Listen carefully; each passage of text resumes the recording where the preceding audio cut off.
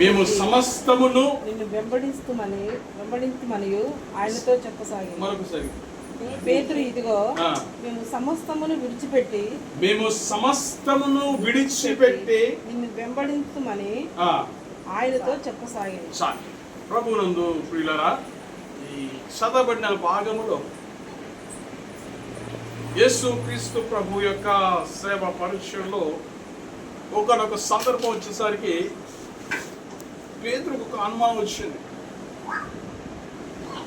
పేతురు యొక్క వృత్తి, వారి యొక్క వృత్తిలో కొనసాగుతున్న క్రమంలో దేవుని యొక్క మాటలకు ఆకర్షితుడై, అయ్యా రాత్రంతా మేము శ్రమపడ్డాం,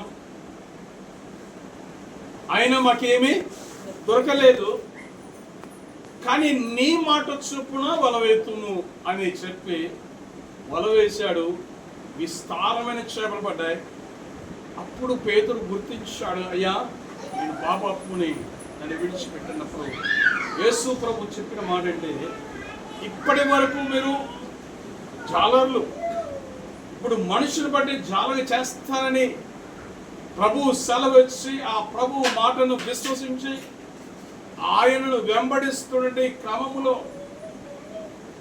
అనేకమైనటువంటి అద్భుత ఆశ్చర్య కార్యాలను కన్నులారా చూచాడు.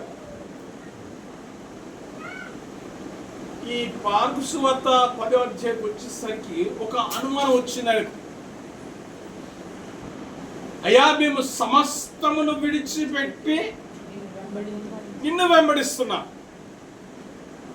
మాకు జీవనాధారమైన దాన్ని విడిచిపెట్టాము, మా బంధువులు విడిచిపెట్టాము, మా స్నేహితులు విడిచిపెట్టాను, మా బంధువులు, మా స్నేహితులు, మా పుట్టిన అన్నిటిని విడిచిపెట్టి నిన్ను వెంబడిస్తున్నాం, అన్నిటిని విడిచిపెట్టాం అని జ్ఞాపకం చేస్తున్నాను.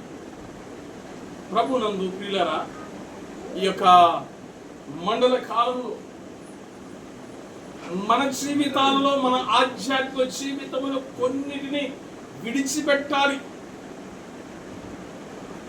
మనం ఎప్పుడైతే కొన్నిటిని విడిచిపెట్టాలి, అందుకని గమనిస్తే ఈ కోతిని చూస్తే ఆ సందర్భం ఎలా ఉంటుందంటే, బోన్లో పని వేసిన తర్వాత ఆ కోత ఏం చేస్తాడు, లోన చేయబెడుతుంది, లోన చేయబెట్టి పని పడుతుంది.